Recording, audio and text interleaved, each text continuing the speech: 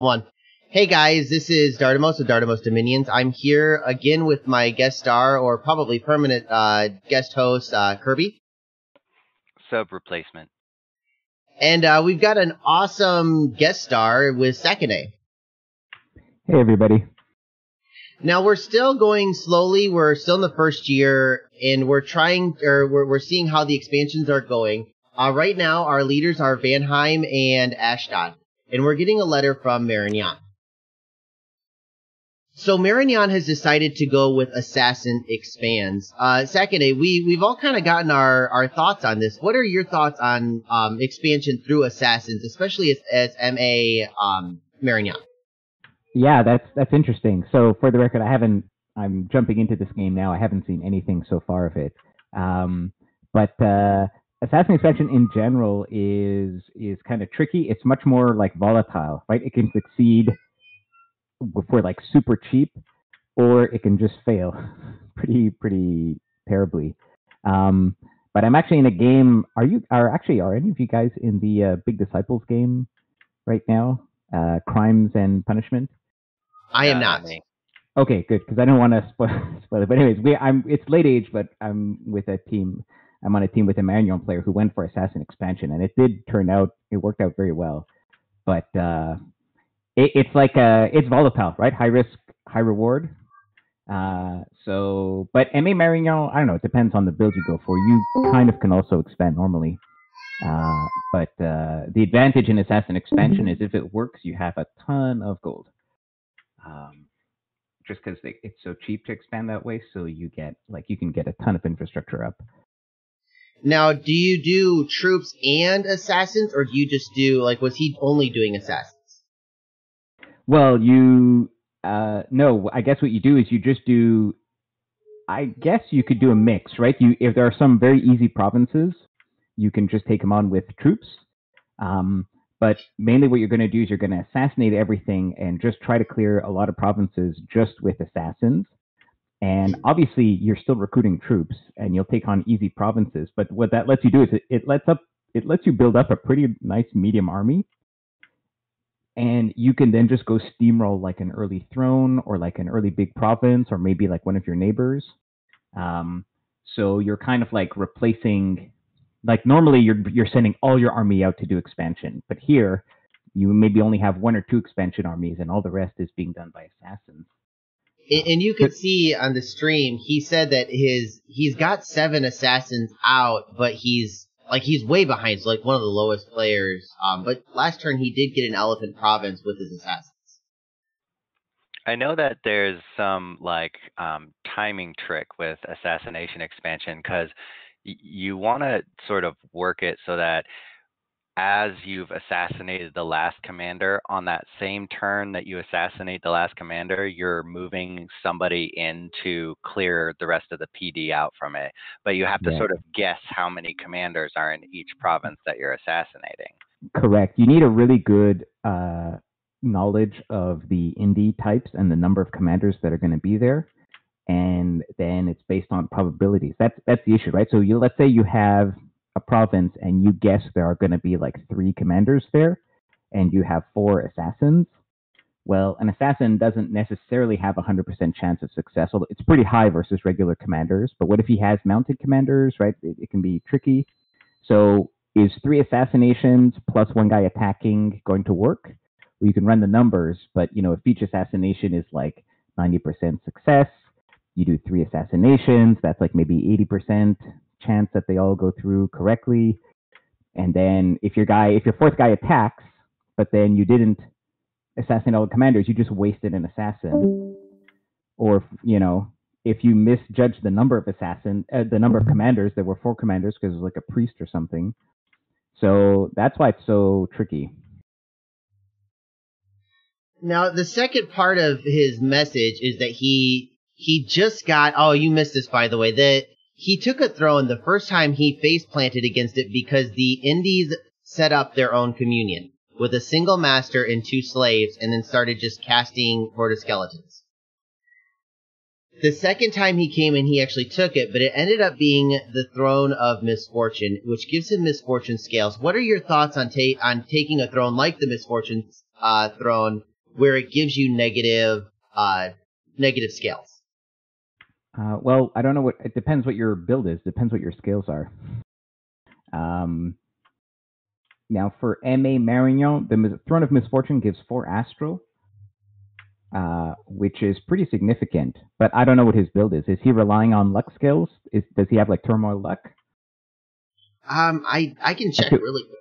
Yeah, we don't know because Omniscience doesn't show you the scales. I don't. Oh yeah, no, dude, we fixed it. We got everything. Oh wow. Yeah, I know, dude. He's going. Oh my goodness! So now he's going luck too. I think he just claimed it. Did he claim it? No, not yet. No, he did. Okay. So he's going with order luck. So he had luck too. That was his build, right? Yes. And misfortune is just 1 misfortune, right? I think so. Yeah, except for in the province. So it spreads misfortune in the province, but then it just adds 1 misfortune to the rest of your scales. Yeah, I think I would take it. He's got actually positive scales. So with order, like there's a bit of an anti-synergy with order and luck, right? Because you have fewer events as opposed to if you took turmoil. So the penalty of going from luck 2 to luck 1 is less because he's at order 1 than it would be if he was at like turmoil 3. So that's one thing going for him. Now it's still going to be a hit to his economy in general, but having 4 astral gems per turn starting on turn, I don't know, 10 or whatever. It's 11, sorry, yeah. Yeah, like something on that scale is really nice for Marignon, which is an astral nation in some sense. I mean, it's fire, but there's a lot of astral going on too. Like that can really set you up. I don't know what his pretender is. Like I don't know what his build is, but that can set you up in the late game. Like that is like a free ring of wizardry, maybe, right? Yeah, it's a lot of gems. I'd probably take it. Yeah, that's gonna add up a lot. Unless I had like taken Turmoil 2 maybe on my scales for starting, I probably, unless that were the case, I'd probably take it. The other thing too is you can check the okay, so cold defense, so water penetration, unaging, interesting. MR +3. Okay, so yeah, I would take it for sure because he's got Astral 7. Yeah. Right. So he's gone I for. Think it's... Oh yeah, he's thinking late game. He's thinking big Astral late game. Definitely take it. Is my opinion here. Plus, there might even be the Throne of Fortune in the game too, right? So he might be able to make up for the scales. So next thing is Vanheim has decided to attack Ashdod. Now this is kind of we kind of got a spoiler last week because we talked to the Vanheim player and he actually told us that he was going to do this. What is your thought on a matchup between Scales Ashdod and I mean, do you need to know the bless on Vanheim? Well, first of all, does Vanheim know it's Scales Ashdod?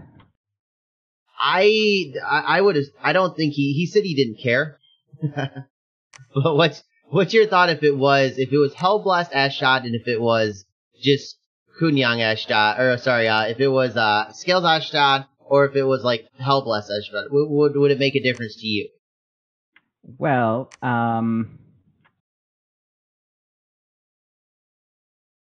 so Vanheim, I think so. Yeah, what's Vanheim's list? He went for Rainbow, right? Yeah. Yeah. So Vanheim can duel versus giants, even Hellblast giants, but that involves using Einhirs, right? You are dual wielding humans are fantastic versus giants. Just 6 attacks per square, and they're like huge attacks that hit for a ton of damage. They're like, if I'm Ashdod, I do not want to fight Einhirs. So you'll get chopped to pieces. They recruit anywhere, right? You just get so many more than he can recruit giants. But unfortunately, it's not unfortunate. Like Vanheim is expanding with like Rainbow Vans, which is a totally legitimate thing to do. But those are not the troops you want versus giants. They're garbage versus giants. They just go up to the giants and tickle them. If you look at his cap, yeah. Sorry, just to point out, the cap he is starting to make Einheirs. Yeah, exactly. So the timing to me is a bit weird, right? I don't know. Now, if it scales Ashdod, then maybe the Vans aren't so bad. I'd be curious to see if like the timing of the attack seems a bit weird. Like, so this is the first turn of the war, right? I think he just sent in the message that he would be doing it. Okay. I think Ashdod attacked. Yeah, Ashdod attacked first. Sorry. Oh, Ashdod attacked first. Huh. Well, then he doesn't have a choice, so that's fine. I think the matchup is fine. Like, because Einheirs are just so good in general, but they're very good versus Giants. So even if you didn't know if it was Scales or Hellblade, you'd be fine. And I think if you're the Elf Nation, then you want to set up your elves to elf him properly if you're going to do a war, right? That's why I was looking at the map. I was like, well, if he's attacking, why didn't he elf him, right? Yeah. So I would have waited like 4 or 5 turns to elf him properly. But if Ashdod is the one who attacked, then you got no choice. You have to defend. So I think he can pull it off. I think Scales is probably I don't know. It makes the Vans more relevant. As Ashdod, I will probably prefer being Scales than being Hellbless versus. Do you really? Why would you take Scales over Hellbless with Ashdod, or even like a heavy bless? No, sorry, I didn't mean in general. I meant like in this matchup. Oh, okay, in this matchup. Okay, so you think like if I had to fight, if I had to fight Vanheim, I mean, even if like Vanheim might have also taken like a crazy bless, right? But Einheirs just beat Giants. They just do. Like economically, like. I mean, I guess you could have a super crazy Hellbless, but I think economically the Einheirs are still going to win out. So it's just you can't. I mean, what would beat that? I mean, geez, you'd have to have what? I'm trying to think like what bless would beat Einheirs. It would have to be Fortitude, Blood Bond Regen. Yeah, that's what I'm thinking too. Maybe, but even then, like the guys on the edge are going to get chipped, right? 6 per square, 20 damage attacks, or 23 damage attacks because they go. Well, they don't really go berserk. They're just going to die in one hit. Well, no, they have enough hit points. They'll go berserk sometimes. So, like, 6 22 damage attacks per square. The guy, right? The guy on the edge, the giant on the edge, who's surrounded by like 18 is going to get like, by 3 squares. He's going to get hit by 18, 20 plus damage attacks per turn. So, jeez. Like that's 5 above the protection. So figure, I mean, let's just say it's 5 damage, right? And you're, but there's DRN so that the mean gets shifted up a little bit, right? So, I don't know. Let's say you're looking at somewhere between 5 to 6 damage per attack, half from Fortitude, so 3, but then you got like 18 attacks. That's like almost 60 damage per turn. It's enough to kill the Giants, basically. So in short, because I know there's a lot of new players out there that the Giants are the hurdle to do. What summarize what you're saying in like a short term? How do you beat Giants?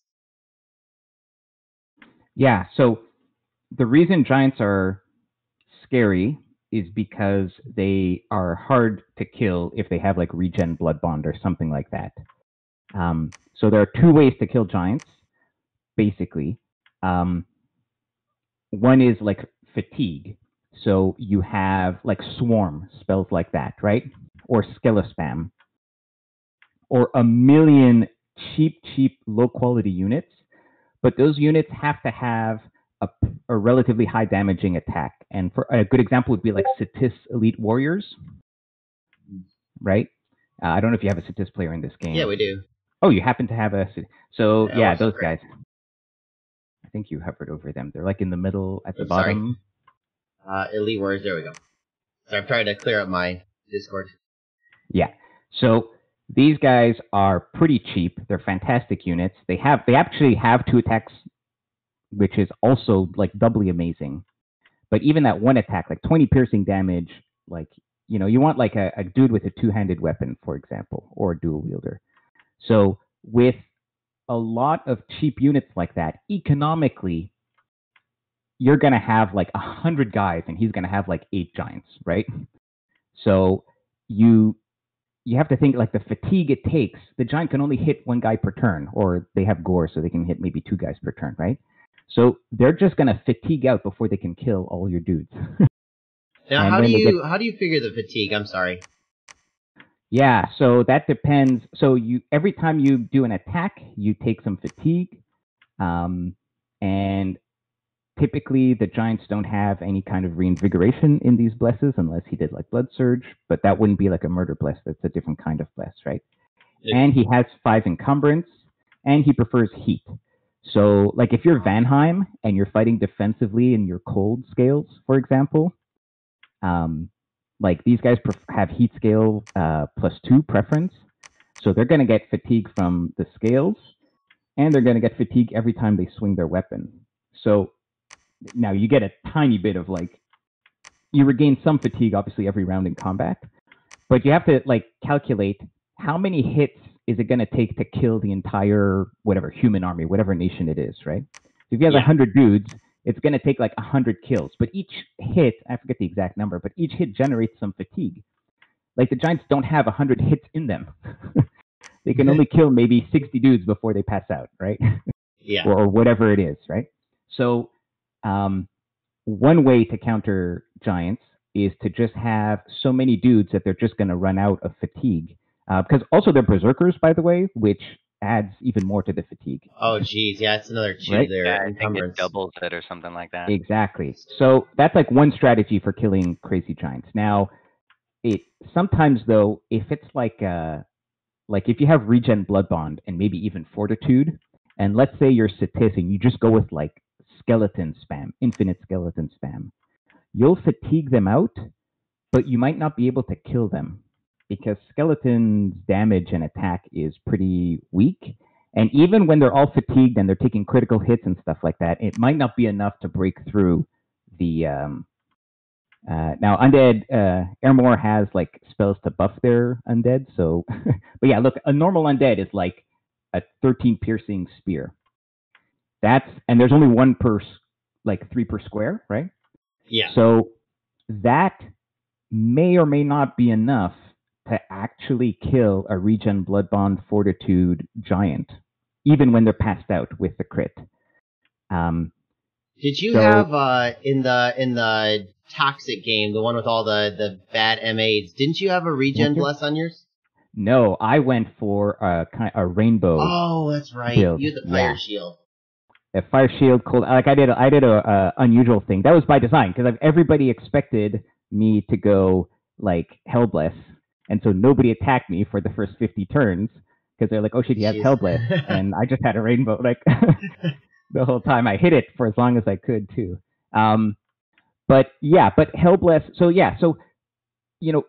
a long dead is going to be maybe a bit of an issue there, right? Skelespam, but things like, I don't know, like the Roman nations that have like the Rotarius or something like that, like Scaleria or Pythium. Yeah. Those are great, like 2-hand weapon, like pretty strong 2-hand weapon on a super cheap chassis. Like not the soldiers with the shields, but they have if you look, for example, because the key thing is that they're cheap.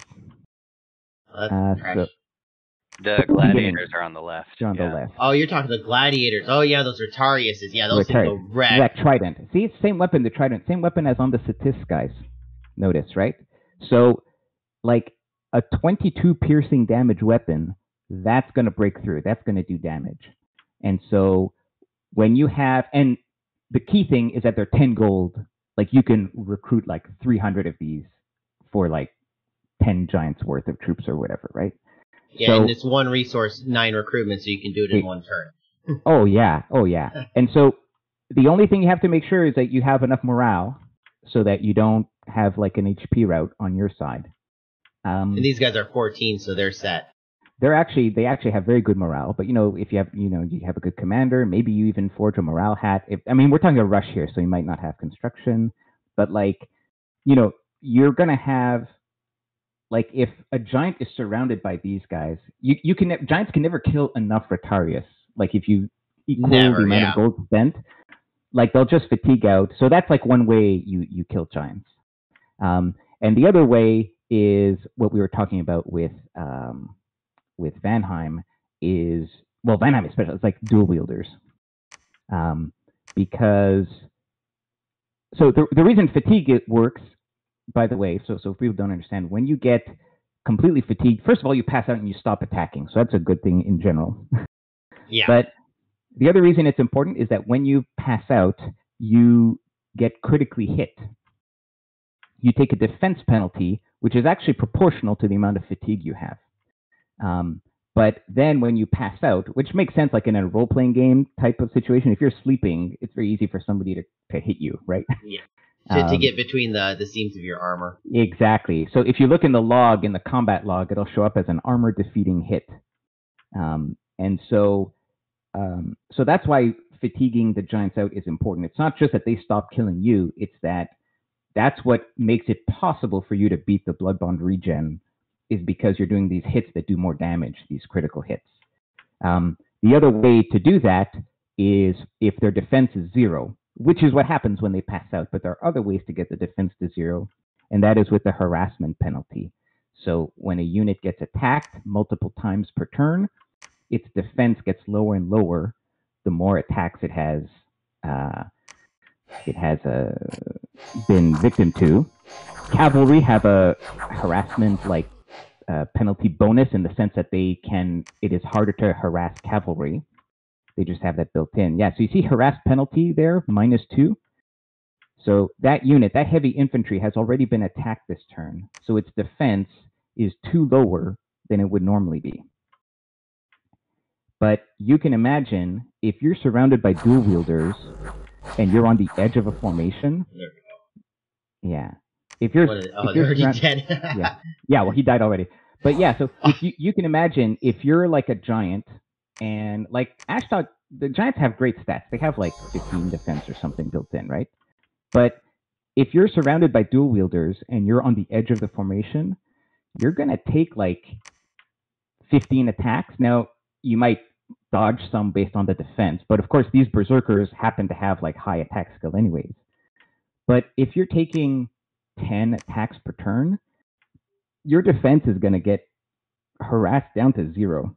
And then once you start getting hit, it'll stay there, right? Because the harass requires you to actually hit, correct?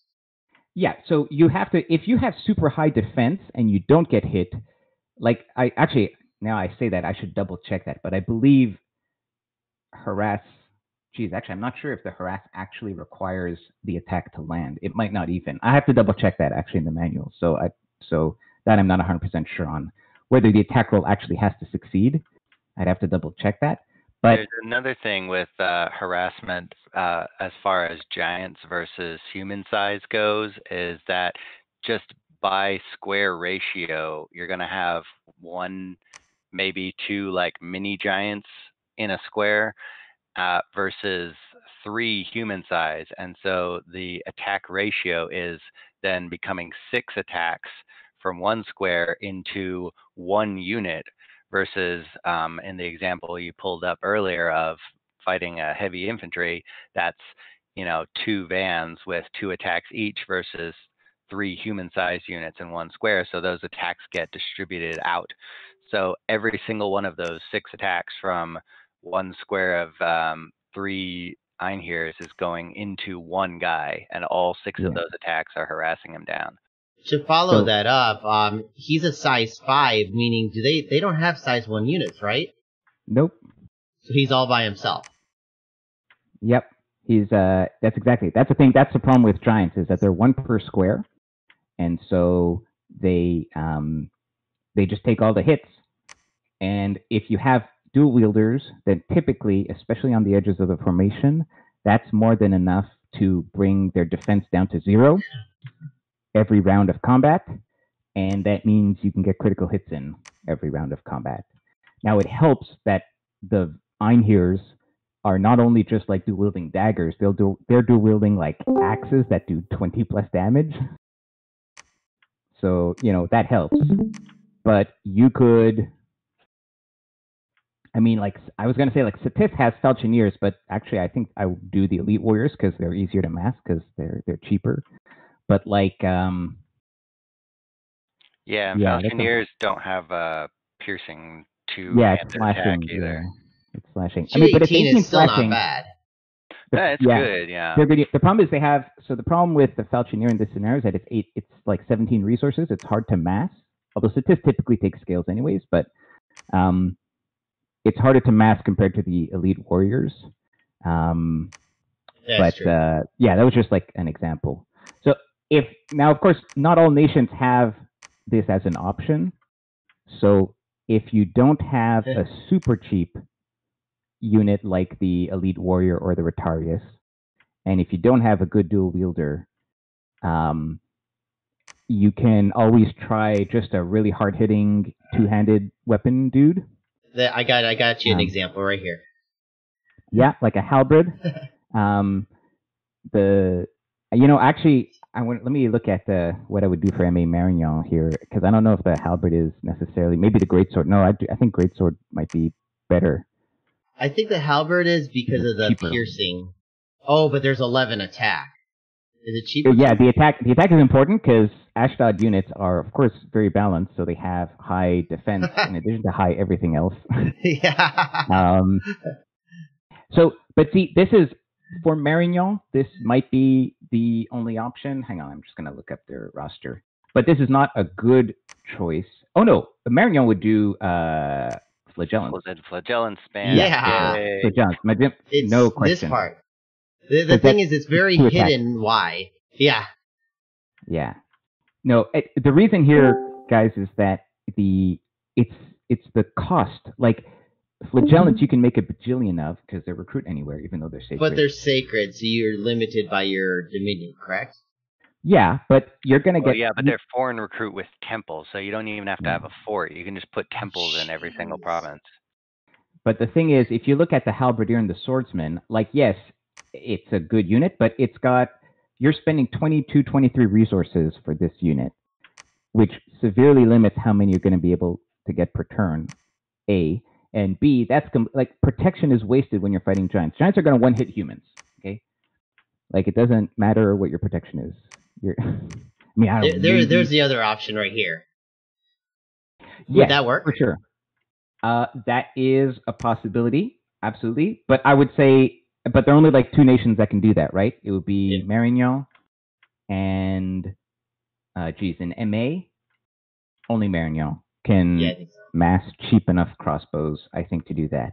Because the Tianchi crossbows are a bit too expensive in resources, and Tianchi would use the glaives, the glaive dudes, for example, which is just a human infantry with a big two-handed weapon that does a lot of damage. Ulm would probably do Guardians, I think, for sure. Absolutely Guardians, yeah. Yeah. I mean, they have crossbows. I mean, you could do Arbalest. Like, if you do Guardians in your cap, and I don't know, honestly, maybe Flails would be fine, or you have a lot of options. The nice thing is we'll be able to see some of this and what's going on, like how at least, at least one of the nations, hopefully even more than one, deals with this Ashdodian scourge. Well, except it's not a Hellbless, right? It's scales. So we've been talking a lot about how to kill like crazy blessed giants. Unfortunately, I guess you're not going to see it in this game, but I guess that's true. Yeah. Yeah, but hopefully next it can be hard. It certainly can be hard, and if you're playing a game with Ashdod or Niflheim, like one of the giant nations, you definitely have to ask yourself in your build, like, okay, what happens if I'm next to Ashdod and he comes at me with Murder Bless giants? Is there something I can do? I mean, there are research targets you can go for too, right? If you have nature, then consider going Alteration 4 for Swarm. So, if you have Ashdod, you need to have an answer to the Ashdod question. And if you have barbarians, you need to figure out how to not face plant against them. If you look at your screen, Yeah. Ulm met some barbarians, and they met Ulm. And there were more barbarians. You were the Ulm player in the tournament game in Lucids. I mean, I watched your videos. How do you deal with barbarians of this many in this quantity? So in general, for everybody who's fighting barbarians, one of the best ways to deal with barbarians is with archers. And typically your expansion battles looks like actually he got unlucky here because I think like he routed at that point. I think that was actually an unlucky route from Ulm. He almost had it, but so typically in expansion battles, you often script like just attack right away. You don't often need to hold an attack. I mean, it depends on the nation. But if you have like a mix of archers and infantry guys versus barbarians, you definitely, for example, want to have everybody as far back as possible, and you want to get as many archer shots into them as you can. That's one thing. Now, Ulm doesn't expand with archers, but I'm just talking in general. That'll just do damage to them. Now, you shouldn't like start recruiting shortbow units just because, right? Because those are bad. But for that one province. Well, but a lot of nations have archers as part of their starting army. A lot of nations have javelin troops, right? What would you do for Ulm, though? How would you deal with this with Ulm? You need scouting and numbers. So you need to know exactly how many you have. And then maybe that's the province that you leave for later. Okay, just a curiosity. I mean, because you're the one who I learned my scripting from you, and this one line right here doesn't seem like the ideal scripting. It feels like that he should have one up here and one down here, because they're going to be on a block. And if you see, he actually gets surrounded in two different ways, and that's what ends up, in my opinion, killing him. Well, he doesn't have, so he doesn't have enough. Okay, I see what you're saying, but if he had, let's say he had separated this into two lines, one a little bit farther up and one a little bit further down, right? Yeah. Like, then there would have been a hole in the middle, which the barbarians could have entered. So now it's true, he's getting wrapped around from the top and the bottom, but if he had a hole in the middle, then he would get wrapped around also in the middle. Okay. And probably still in the top and bottom. Like, he just doesn't have enough dudes to not get wrapped around. Yeah, I think you're right. With barbarian provinces, you probably just need to wait a little bit until you've built up a critical mass, and then probably ping it beforehand just so that you know how many exactly you're going up against. I think pinging is important. Now, if you are it depends what tech path you're going for, but certainly one legitimate build is to go construction too early on, hoping you get an air random and start doing alquils. And then you grab construction 3, because Legions of Steel is hilarious as because then all your troops, because you're recruiting like the high quality troops, they all get, after Legions of Steel, they get 26 protection on a 10 gold unit, right? I have never seen this many damage numbers in a small area before. This is absurd. But are these the cheap flails or the good flails? Yeah, those don't look these like are the good ones. Oh, they are. These are black plates. Yeah. Yeah. Like, this was a disaster for him. But see, that's the thing. See, it's 23 protection, but barbarians, if you click on them, if you click on one, they do 24 slashing damage. So that's doing chip and Ulm defense is crap, right? So that's going to hit most turns, and it's going to do chip damage most turns, right? So if the difference between Legions of Steel and not Legions of Steel is really significant versus Barbs, because it means you're going from like 24 slash versus 23 prot to 24 slash versus 26 prot. So the chip damage, again, slashing also increases the damage by 25% after the protection. So, if you're going from like an average of like 3-4 per hit to like 1 or 2 per hit, that makes a huge difference in terms of the survivability of your black plate. I'm curious, Zach, because we've talked about this, Dardamus and I earlier, about like how the common perception is that the flail guys are just the best guys and to recruit them en masse. But would you have seen something like this after a ping and said, I wonder if I should use the pikes and try repels, or I wonder if I should use some guys with shields and maybe the shields will give them a little bit of an extra survivability boost. What would you sort of go up against with these barbarians if you were just to pick from their infantry lineup alone?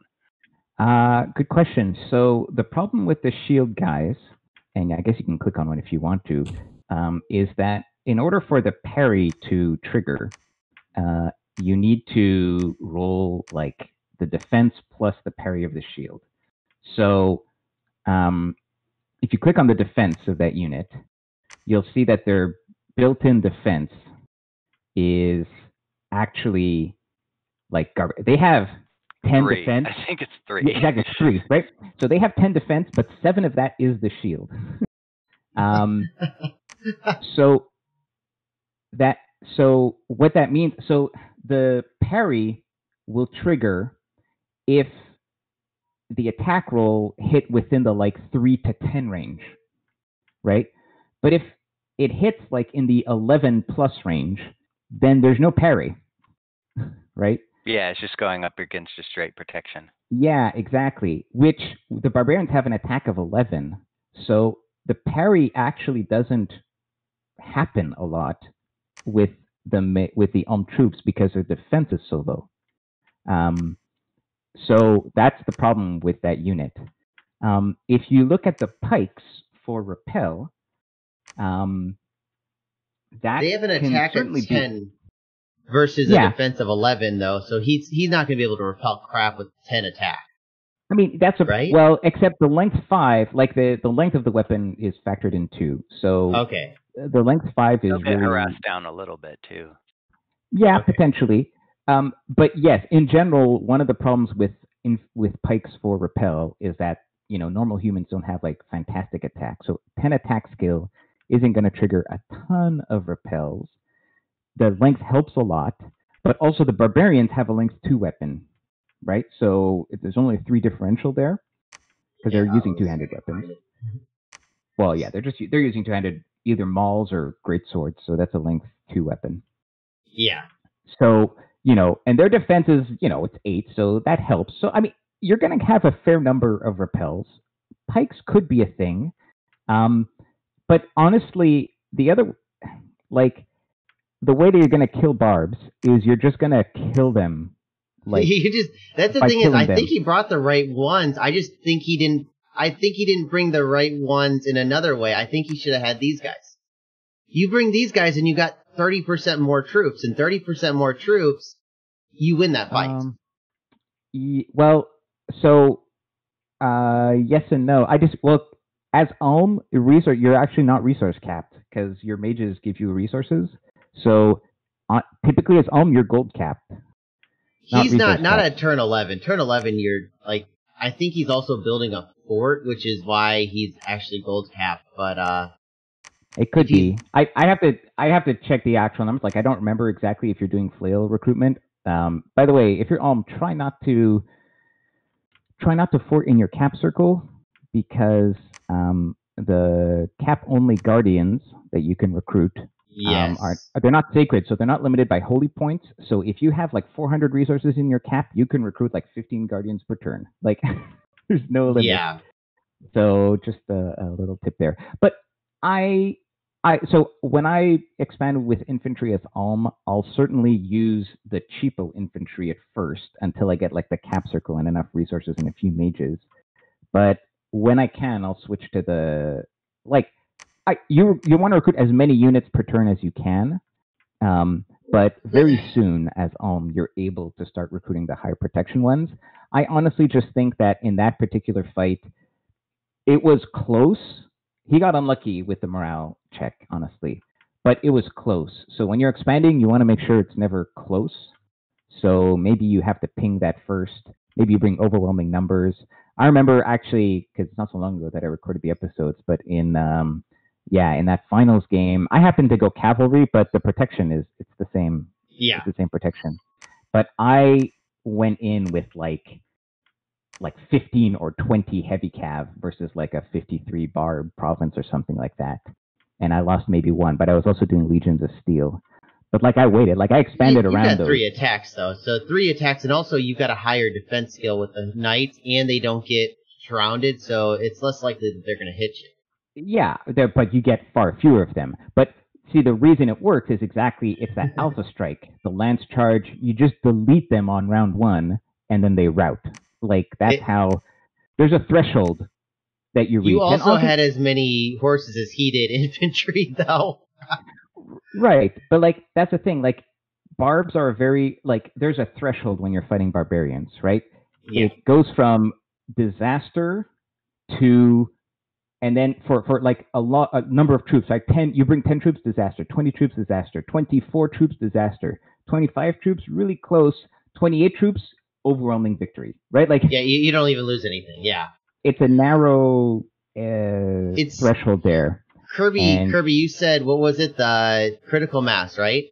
Yeah, well, the thing is that each nation winds up having its own play style that has its own sort of version of critical mass. Like, for example, because we were talking about critical mass with Pangaea, and Pangaea, the difference between Ulm and Pangaea is, like, Pangaea could probably go up against that many barbarians with that many, like, say, or half that many white centaurs that Ulm threw in there and win.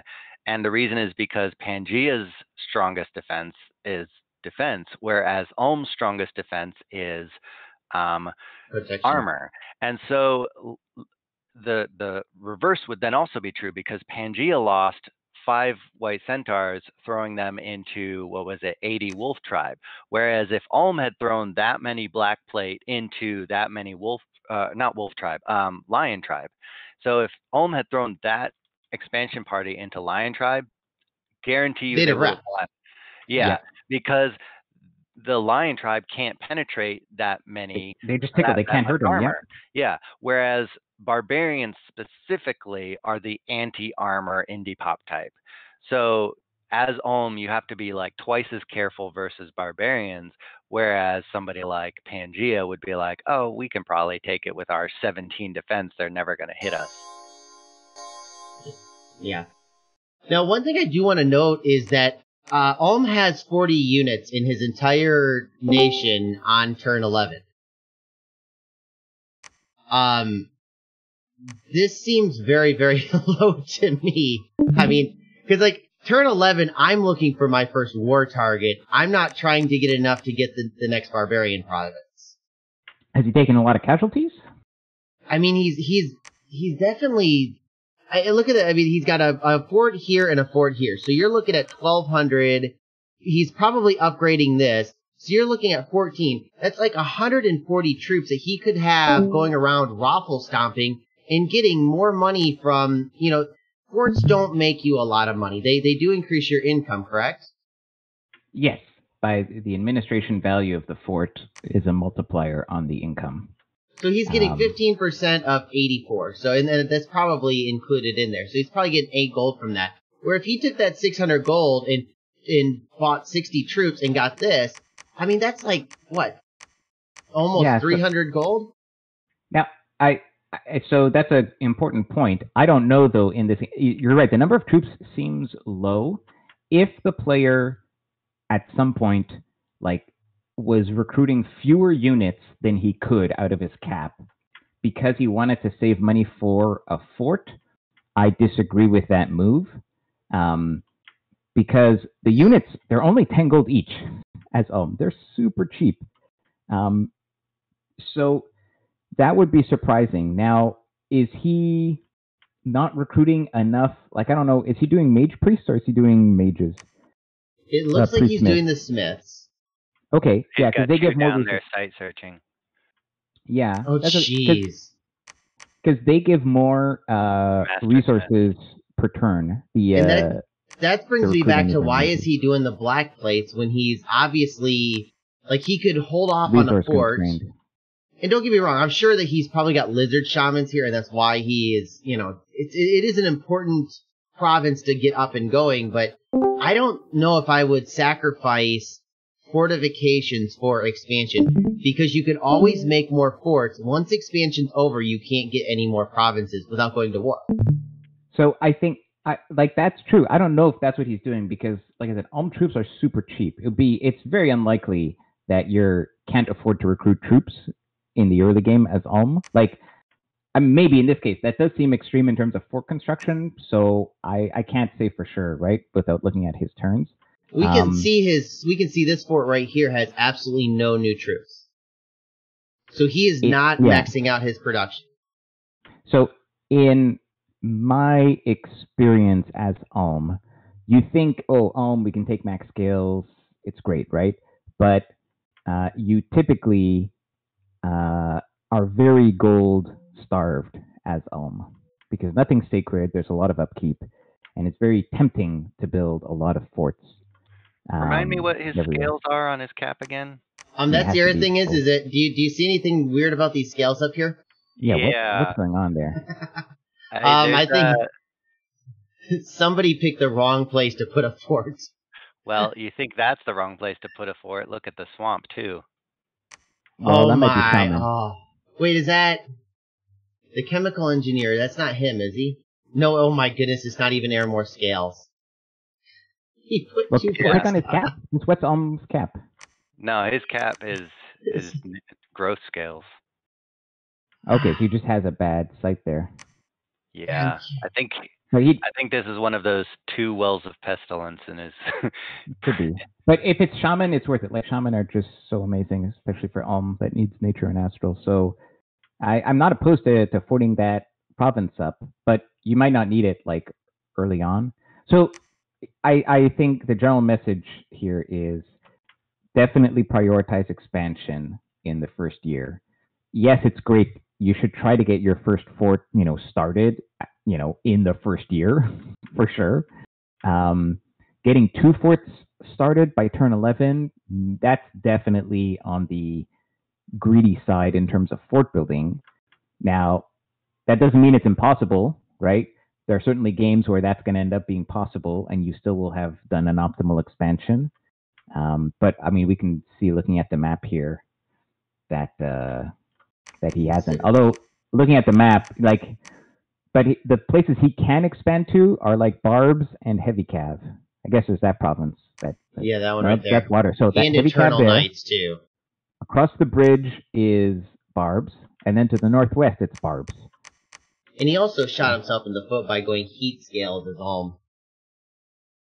He's gonna any type of river we were talking about. If he wants to go from here to here, no, you have to go heat as a human nation. Do you really? Otherwise, Murdering Winter just kills humans if they're not heat 3. Okay, so that's more late game though. Well, you also wind up getting a lot more guys dying of old age and diseases and stuff. You mean by taking heat 3? No, by going cold. If you take cold, you get more likely to be diseased, right? That could be a thing. That is correct. Well, according to the manual. Yeah, according to the manual, but unless you have a really good reason to, unless your units have built-in cold resistance. Honestly, there are a lot of air quotes cold nations that probably should take heat 3 or whatever, heat 2, whatever gives you 3 bonus points. There are some nations that are cold 1, prefer cold 1 scales, but none of the units have built-in cold resistance, like human nations. Probably go heat 2. You'll get 120 design points. Your guys will be tired, but there are ways to deal with that. There are no ways to deal with Murdering Winter against a human nation. You just cry. Cry and die. Yeah, it's just bad. So let's try to actually get through a turn here. And Marignan had a boring attack. Oh my goodness. I do want to get your opinion, and this is going to end up going over an hour on his bless really quick. So give me a 2-minute opinion on this bless for Marignan.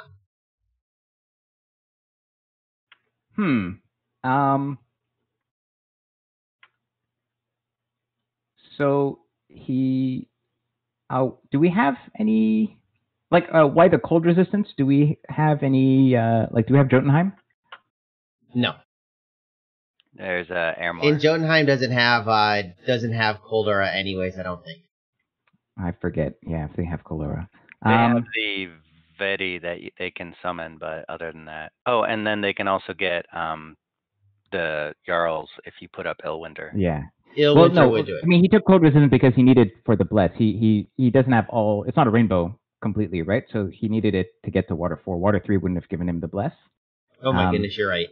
Right? So he's taken like a Titan, I think, right?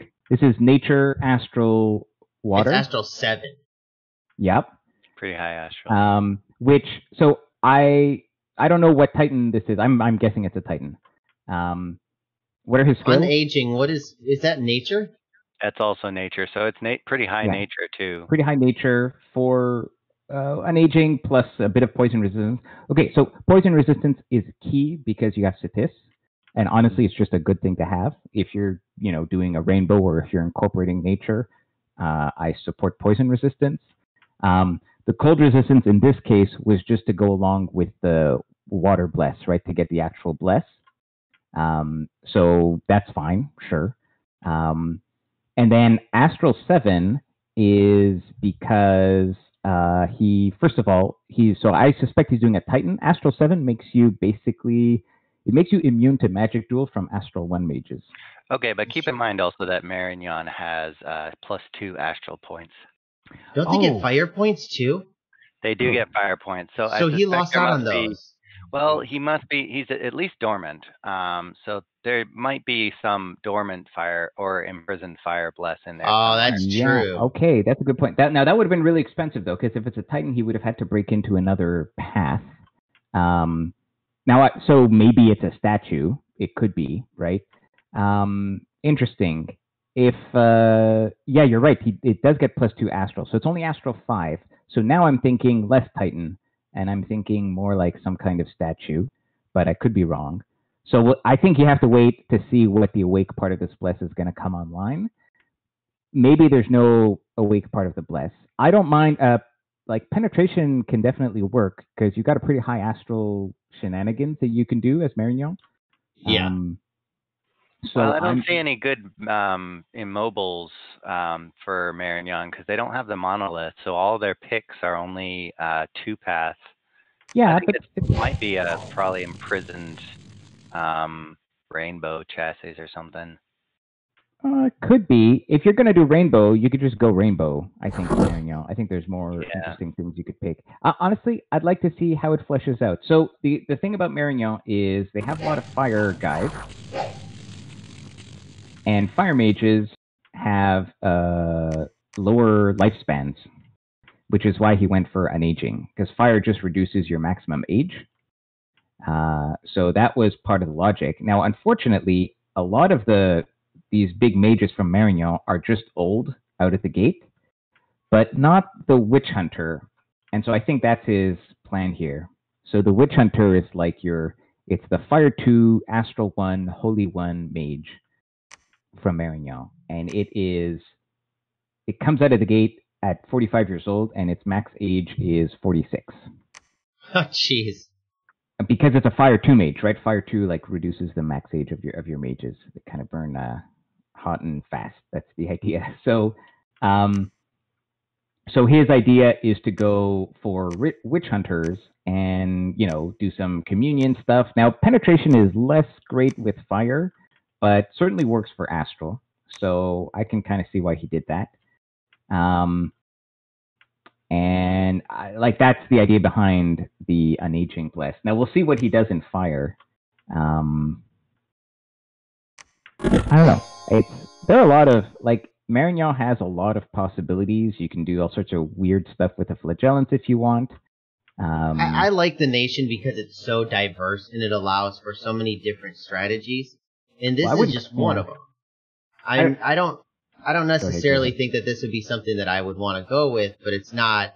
It's a possibility. It's you could win a game with the right set of situations happening, right?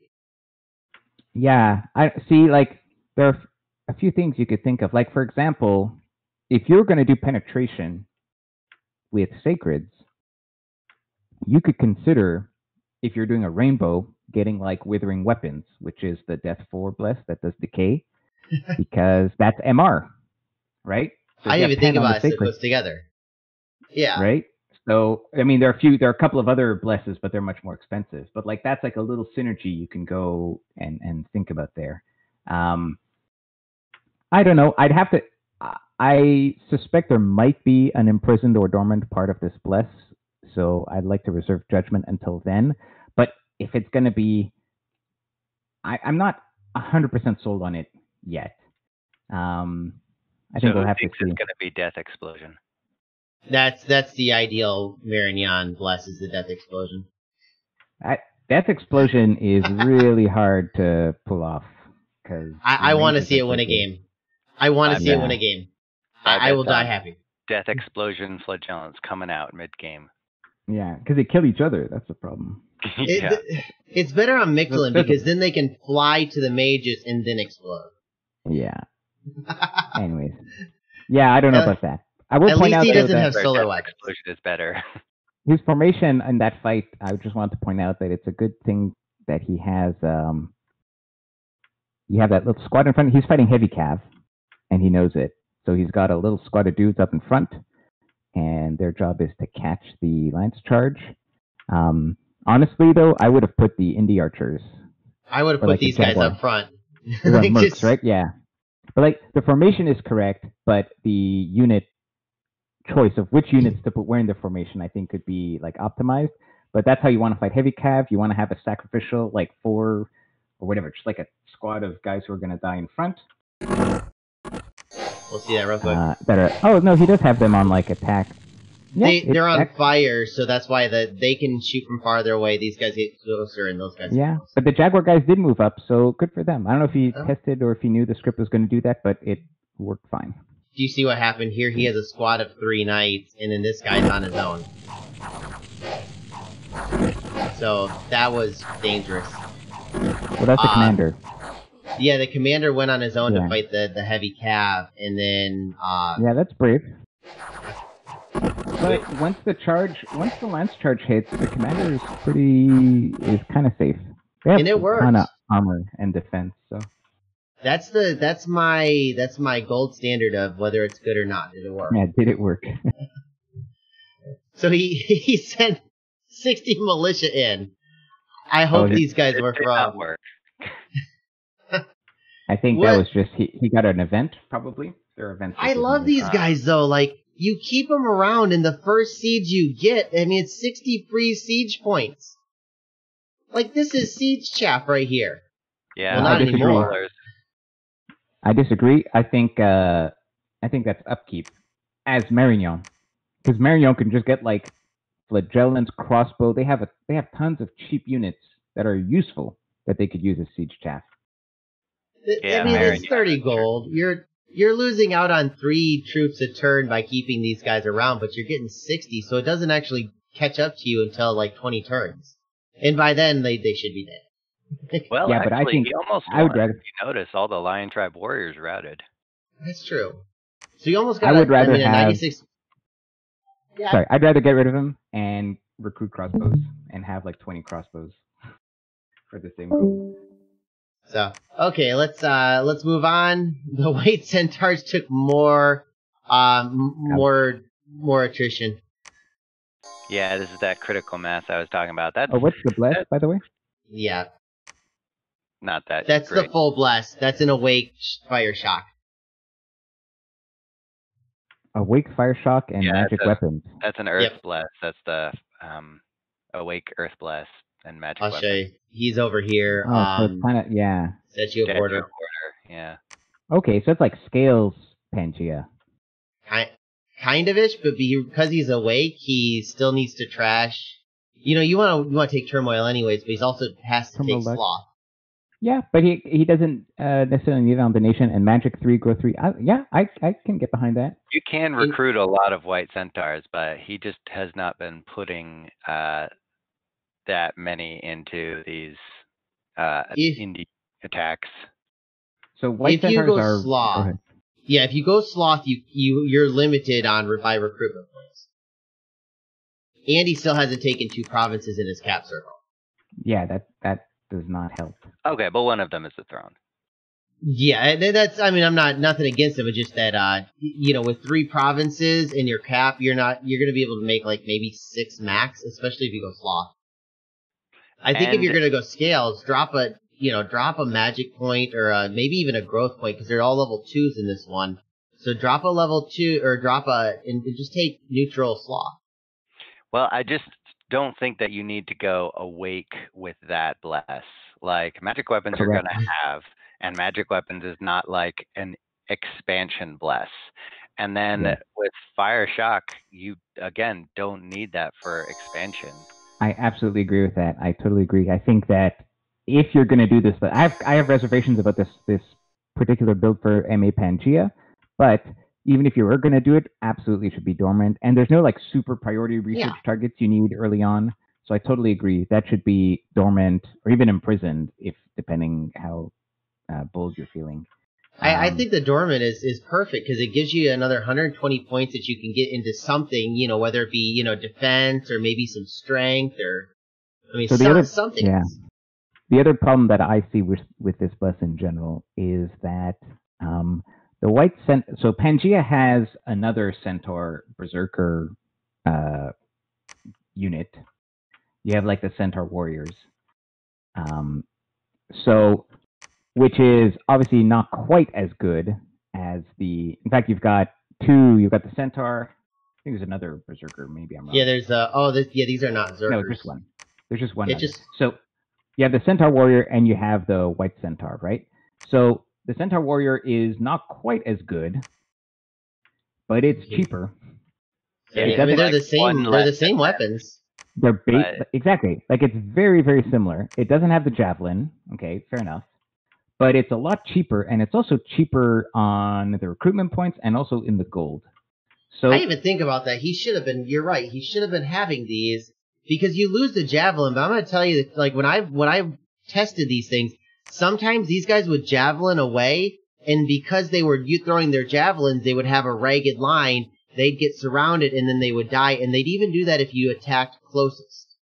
Yeah. So I think the question you have to ask yourself is, does the bless on the White Centaur make the unit so much better than the non-sacred Centaur Berserker that justifies like the 20 gold? Like what? Well, it's a lot of gold, right? It's not quite double the price, but almost, right?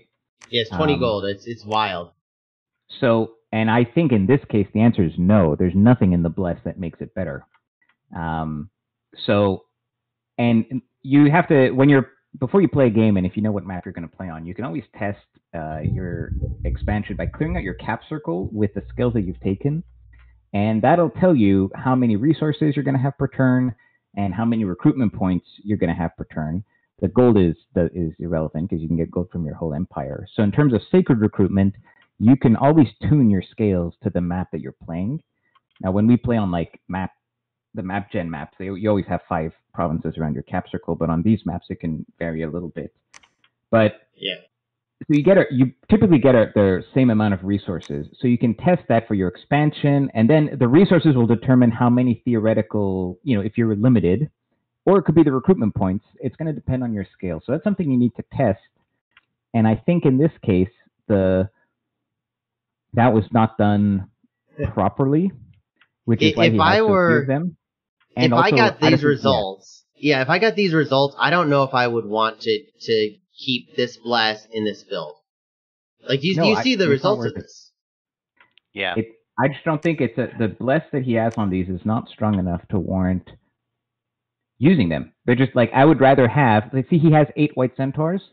If that was the maximum his economy could sustain, then you could instead have like 14 Centaur Warriors. Yeah, exactly. With 14 Centaur Warriors, you can have 5 on a squad to do attack rear, and the rest in a line in front. And not only that, but if you're doing a non-bliss unit, you just go like imprisoned whatever, and then you have a bajillion more scales, and so you don't really have 14, you'd have like 23, just because you have like double the gold income. So, yeah, that's my I'll leave it at that. That's my critique thing, of this build.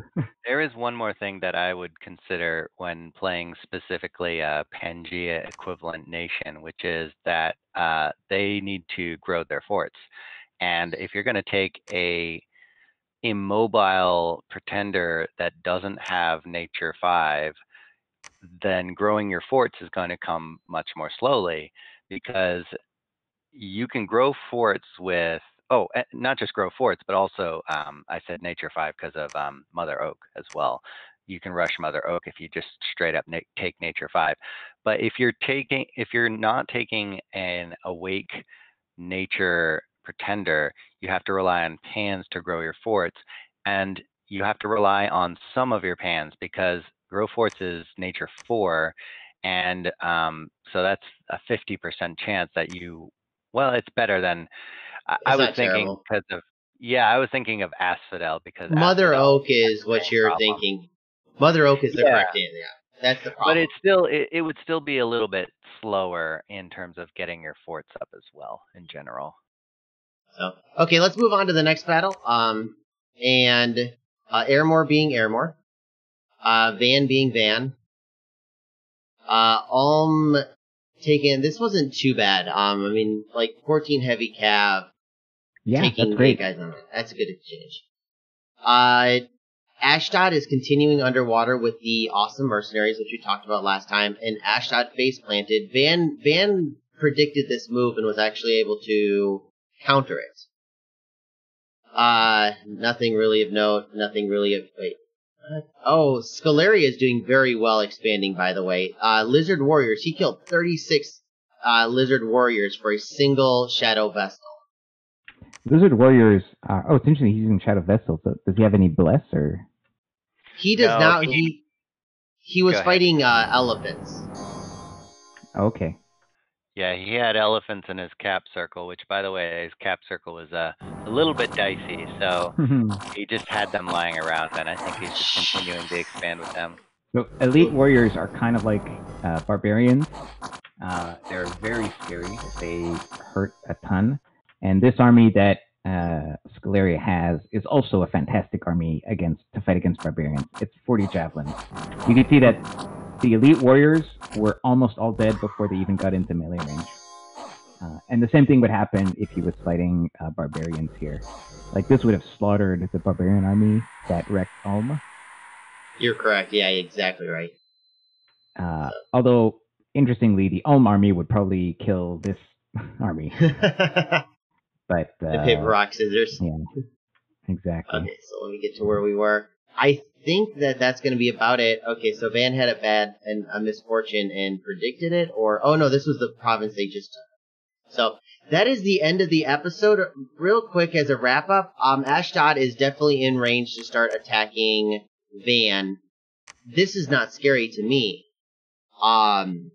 Is that scary? I haven't played against a lot of Ashdods, but this does not look like a frightening army for turn 11. Let me see. He's using Edomites and Gileadites. Let me just take a look. I think that might even be the size 3 guys. Right one. The size 3 guys are the good ones. Okay. Yeah. Gileadites are size 4 spear guys. Okay. So in general, I love size 3 units. I think if you're going Ashdod scales, definitely, I think that the Edomites in this case are going to be kind of your bread and butter chaff unit, because having 2 units, like your size 4 units are not so amazing, because they're only going to have 1 per square of the size 4 units, because your humans are garbage. Yeah. The size 2 guys that'll fit in between. So I totally support going with the Edomites. Now, you can... what's the unit I was looking for? Oh, you do have an option, which are the Gileadite archers. They are size 4. They're super expensive, but they have a range 50 great bow with 17 piercing damage, which is absolutely amazing. What I love about these guys, 17 protection, 23 damage, a 10 attack. Like, anything that gets within melee range just dies.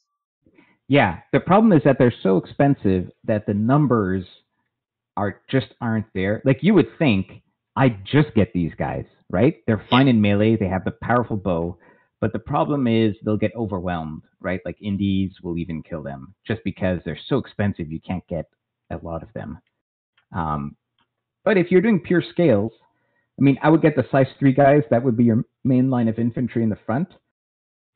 But if the matchup is right, like if a great bow of this nature is going to be useful in your matchup, then consider it. Only if you've done like super max scales. Only if you're like order 3, production 3. It's the only way you can afford them. But we'll see how this turns out next turn. I'm not sure about you guys, but I need to stand up and walk around a little bit. So I think that this is going to be the end of the episode. So thank you guys for joining up. Thank you so much for joining us, Zach, and thank you again, Kirby, for filling in. So say goodbye, guys. See you later. Take care.